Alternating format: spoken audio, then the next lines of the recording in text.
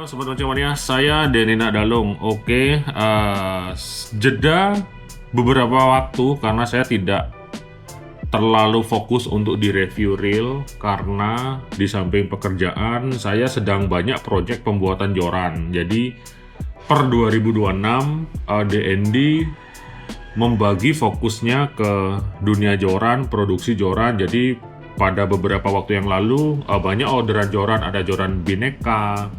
Terus kita juga mau keluarkan joran micro series, joran UL, dan joran shore casting. Jadi fokus saya hampir lebih daripada 70% ke arah joran. Jadi untuk review reel bisa dibilang sedikit terhenti, di samping sekarang sudah jarang ada yang berani kirim reel ke DND.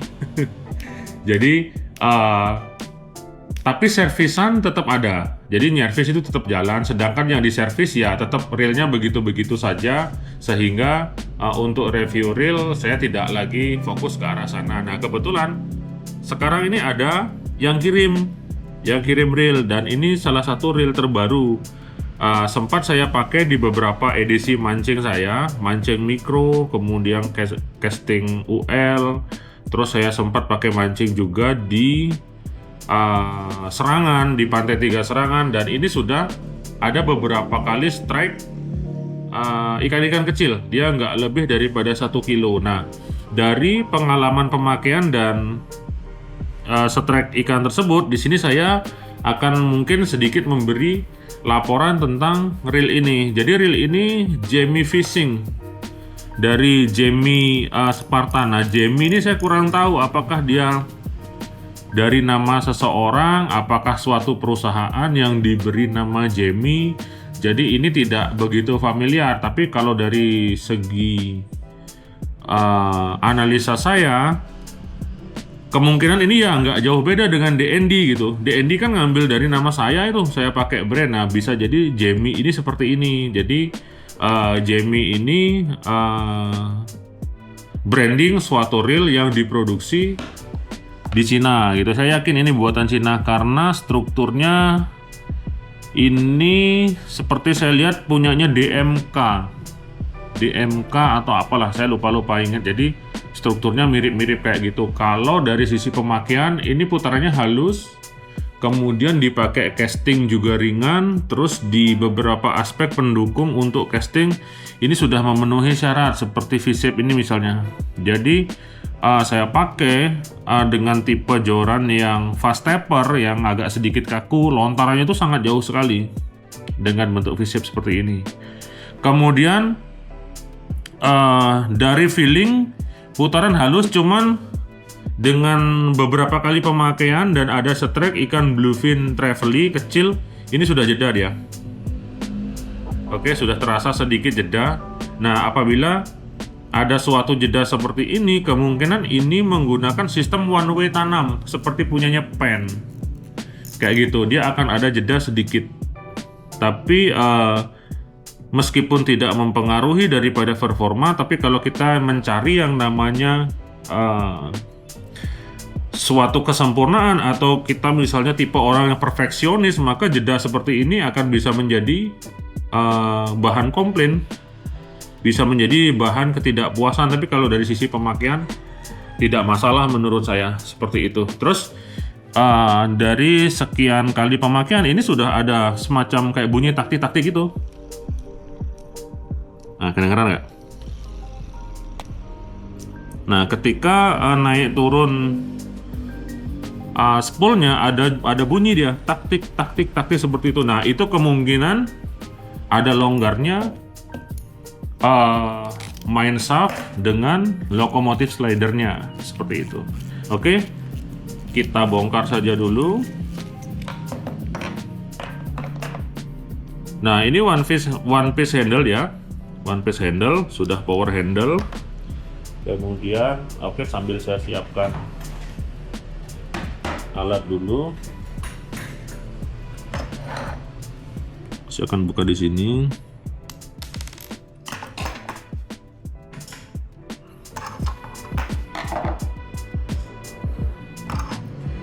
Saya akan lihat dari sisi Nah, di sini pakai bushing.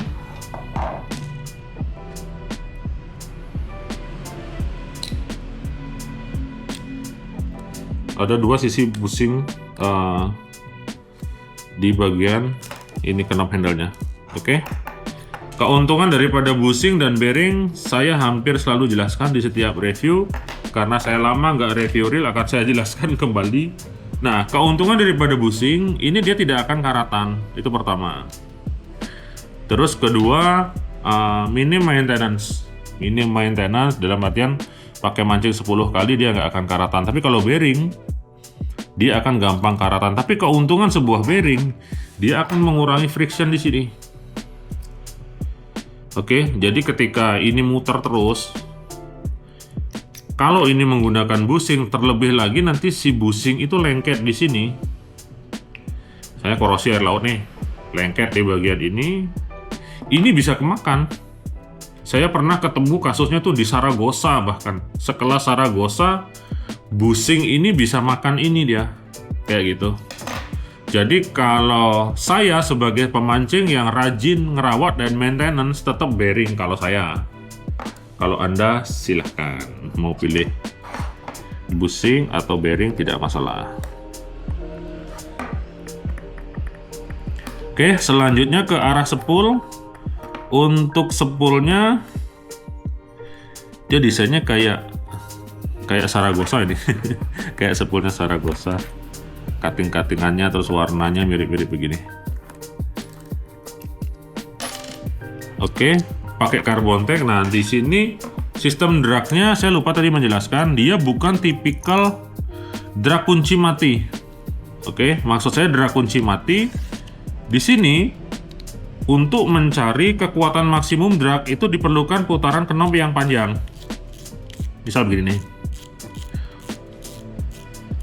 Misalnya ini kencang, kemudian kita putar lagi. Dia nggak langsung kunci mati seperti tetangga sebelah tuh. Tetangga sebelah reelnya kecil 1000, tapi giliran dikencengkan kunci matinya cepat banget. Nah, kalau untuk sebuah reel kecil yang seperti ini yang bagus. Jadi untuk nyari kencangnya itu diperlukan putaran knob yang lama. Nah, kayak gini. Tapi dia akan ke arah pengencangan juga sih. Kayak gitu. Tapi kekuatan daripada pengereman ini harus disesuaikan. Jadi berbanding lurus dengan tension dan kekuatan. Jangan nanti tensionnya udah maksimal, masih dia lolos kayak gitu. Jangan juga ngencengin tension baru sedikit, ini udah berat banget. Jadi harus balance ya. Itu biasanya keseimbangan antara tekanan knob di sini, tekanan knob, kemudian posisi daripada penempatan drag laser. Jadi tingkat ratanya ini dia harus balance. Kalau tidak balance pasti dia akan ada suatu masalah di sana. Kayak gitu. Oke. Ini ada seal karetnya, terus dia pakai stainless steel mur knobnya. Ini bagus nih, ini kayak stainless steel ya, sama bahannya seperti si main shaft ini. Jadi ini nilai plus. Biasanya kalau reel-reel murah ini harganya tadi saya cek ada yang jual 400, ada yang 1 juta. Jadi mana yang bener deh? Kalau 400-an mungkin masih oke lah. Kalau 1 juta ya saya pastikan bercanda nih. Jadi cek aja harganya yang bener yang mana. Nah, di sini ada tapinya. Dia tidak ada support bearing di sini di bagian spoolnya. Oke, lanjut lagi ke bagian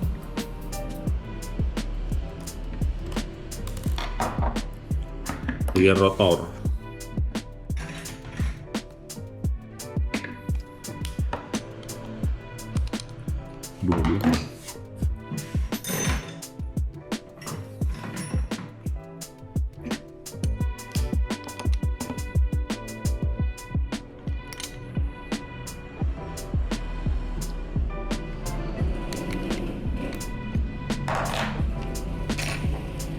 Oke, ini bagian rotor.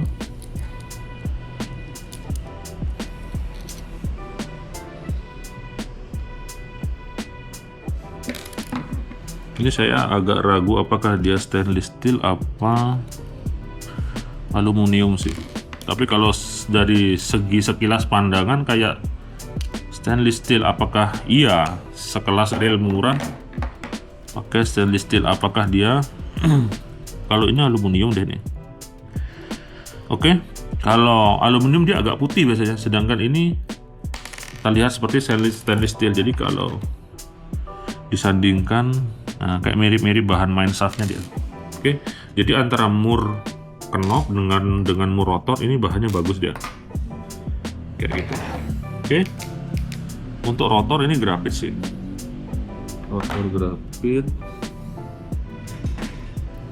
Saya akan coba buka line roller.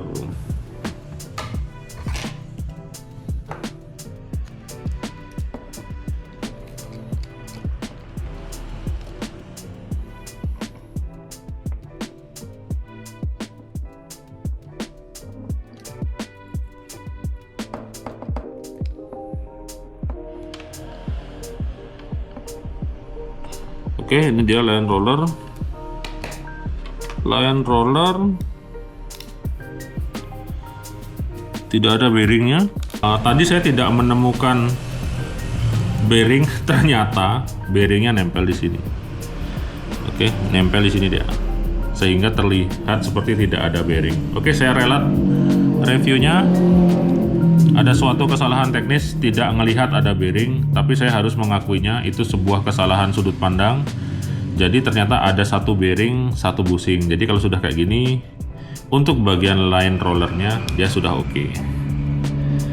Nah, agar memastikan line roller akan selalu berputar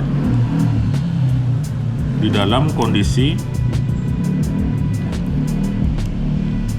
tekanan. Nah, kayak gitu. Kayak gini.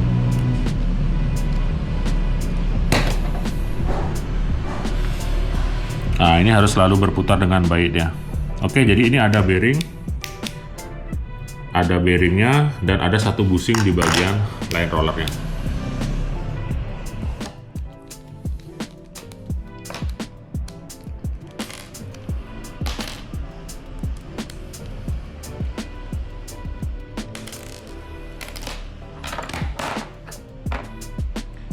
Ini pakai zinc. Oke, bahaya ini. Sama kayak pen. Sekelas Saltiga saja bagian itunya bisa korosi, apalagi reel-reel begini. Nah, seperti ucapan saya di awal, ini dia menggunakan sistem one way tanam kayak gini. Kalau sistem one way tanam biasanya memang kuat dia. Anggaplah pen, kemudian bahkan sekelas Okuma Makaira itu ditanam model begini. Kemudian reel jigging master spinning itu pakai one way tanam semua. Kuat sih kuat, cuman resikonya yaitu dia akan terasa ada jeda. Terasa ada jeda dia di sininya. Makanya tadi pemakaian hanya sebentar, jedanya sudah terasa. Nah, seperti ini kan, benar seperti yang saya bilang. Dia pakai one way tanam, seperti one way-nya DMK. Terus hampir sulit mengingat saya karena sudah banyak yang saya lupakan. Oke, one way tanam disupport 2 bearing, ini bagus dia sistem one way nya. Nah, kalau one way nya real pen itu kayak gini. Nah, kayak one way nya real BC itu kayak gini ya. Bahkan one way nya Ossia Jigger pun kayak gini, strukturnya kayak gini. Oke, masuk lagi ke bagian body.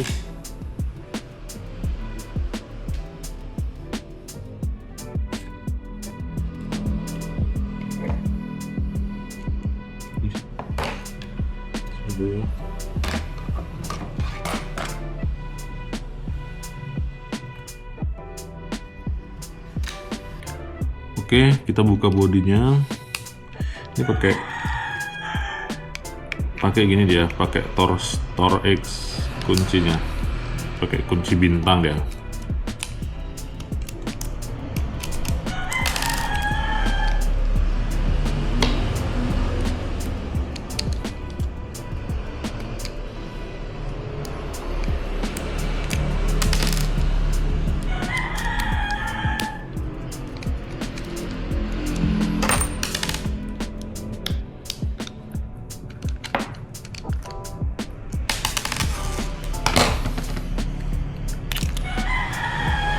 Nah, seperti ini bagian dalamnya. Untuk bagian dalam saya rasa tidak ada masalah. Oke, di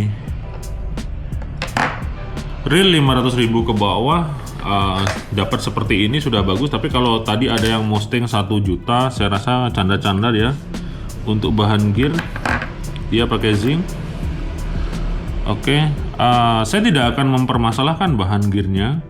Dalam artian begini, untuk sebuah reel pancing, anggaplah di harga 500.000 ke bawah, bahan gear zinc pun nggak masalah. Meskipun sekarang di 2026 sih, sekarang di tahun lalu di 2025 gempuran daripada reel yang berbahan gearnya seperti Dural, kemudian Brush itu kan merajalela tuh, seolah-olah bahan gear itu menjadi fokus utama seperti itu. Nah, kalau misalnya ini dianggaplah ke Dural, nanti ya kita lihat Duralnya seperti apa, seperti itu.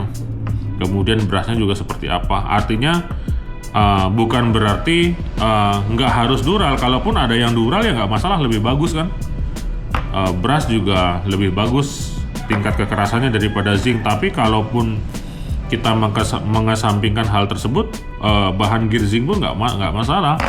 Kita lihat aja si Ryobi misalnya, dia tetap bertahan dengan gear zincnya untuk kelas reel di bawah 1 juta. Itu pun fine aja sampai sekarang, seperti itu. Kemudian kita lihat juga Okuma di harga di bawah 1 juta juga masih bertahan dengan zincnya di tengah. Brand-brand lokal sekarang yang sudah Dural, sudah Brush seperti itu, jadi nggak masalah. Kalaupun ini nanti di Duralin ya lebih bagus lagi, dengan catatan Duralnya Dural yang bagus, Brushnya Brush yang bagus, bukan istilahnya rugi juga ganti dengan Brush, ganti dengan ke Dural, tapi Duralnya ternyata lemah juga kayak gitu. Ternyata nggak jauh beda dengan zinc. Jadi si Dural dengan si Brush ini bukan hanya sebuah gimmick saja supaya orang jadi minat beli kayak gitu, karena semua hanya bisa dibuktikan setelah dipakai mancing. Makanya kemarin dikirim nih sama Jamie Fishing ini, saya ditanyain kapan review kayak itu. Ya harus saya pakai mancing dulu biar tahu. Toh akhirnya masalahnya ketahuan, dia seperti jeda one way disebabkan oleh model one way tanam kayak gitu. Kemudian suara taktik tersebut saya kira ininya longgar. Ternyata ini main shop-nya nggak longgar. Berarti suara taktik tersebut bisa jadi di sini longgar di ini di slider guide-nya atau apa, ini belum ketemu sih. Bisa juga ininya. Ini kan ada kelonggaran di sini. Ya karena dia polosan, body grafit ketemu dengan zinc yang lebih keras mungkin. Tidak ada support bearing di sini. Ya udah, jadi longgar ya. Ini ada jeda, makanya bisa aja jadi bunyi taktik gitu maju mundurnya. Nah ini kan kayak ada jeda dia, kayak gitu. Oke, jadi dari hasil review saya, kalau untuk keperluan casting mancing ringan-ringan saya rasa lebih dari cukup. Tapi perlu pembenahan tentunya, dan pembenahan bisa dilakukan seiring waktu berjalan. Setelah sekian lama mungkin nanti keluar lagi Jamie Spartan generasi berikutnya, di-upgrade lagi dari sisi kekurangan yang ditemukan, karena sebelum dipakai dia tidak akan ditemukan kekurangannya seperti itu. Oke, saya ucapkan selamat datang buat Jamie Fishing Spartan tentunya yang ini. Semoga bisa meramaikan pasar branding reel China yang di branding lokal di tengah maraknya persaingan bisnis dan merek yang ada gitu. Jadi terkadang buat milih reel itu bingung, kita harus milih apa gitu. Jadi harus cari review sana sini, nonton review sama sini, sedangkan pada kenyataannya reel yang harga terjangkau dia tetap begitu saja seperti itu. Tinggal nanti feelingnya yang mana, pilihnya yang mana, silahkan ditentukan sesuai dengan keperluan dan dari budgetnya juga tentunya. Oke, saya Denny Nakdalung, 2 jempol untuk Anda semua. Mancing mania semakin mantap.